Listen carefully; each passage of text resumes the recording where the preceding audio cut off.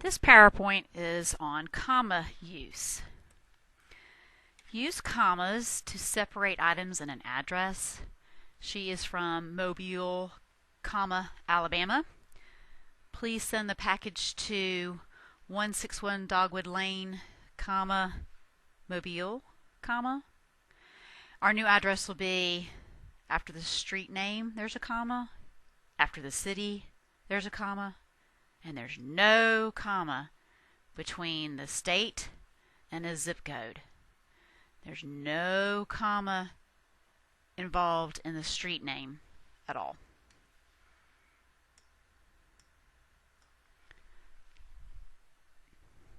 Use commas and dates to separate the date from the year. She was born in January 26, 1988. Notice there's no comma between the month and the date. Use commas to separate the date from the year and from the rest of the sentence. This part right here occurs right here. So you've got your month, then your date, then followed by your year. And you have to separate from the rest of the sentence after the year.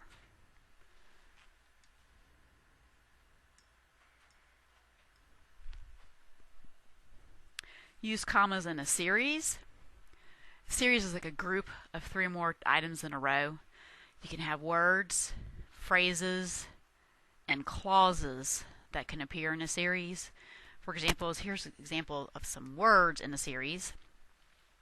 January, February, and March are all summer months in the southern hemisphere. Note, you have a comma between January, February, and right before the and. The engine rattled, coughed, and stalled.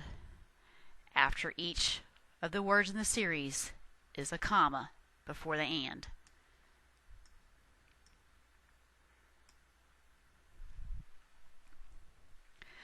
Alright, this time I'm going to talk about phrases. We're going to talk about a prepositional phrase, participle phrase, and infinitive phrases. You can have these phrases like in a row for in a series, for example. The first sentence uses the prepositional phrases, and you mark those off with a comma. For example, there were fingertips at the top, on the sides, and on the bottom. Those are 3 prepositional phrases in a series. The next sentence involves participial phrases. Cut into pieces, comma, aged for a year, comma, and well dried, the wood was ready to burn.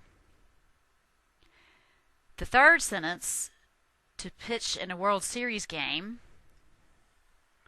to practice medicine, and to run for mayor, those are all 3 infinitive phrases marked off by commas. Note where the commas are.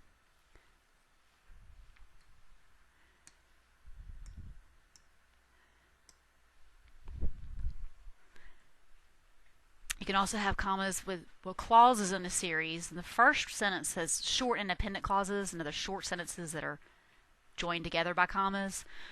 We sang, there's your 1, comma. We danced, comma. And we played in trivia games. The next sentence uses examples of short subordinate clauses. In other words, by themselves, they're not complete sentences. I knew that we were late, comma, that the ice cream was melting, comma, and that the car was nearly out of gas. This part is by itself.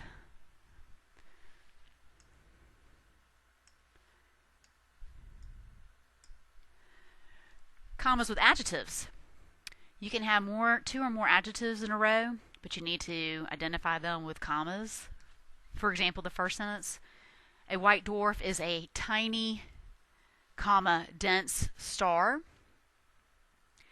Venus Williams played a powerful, comma, brilliant game.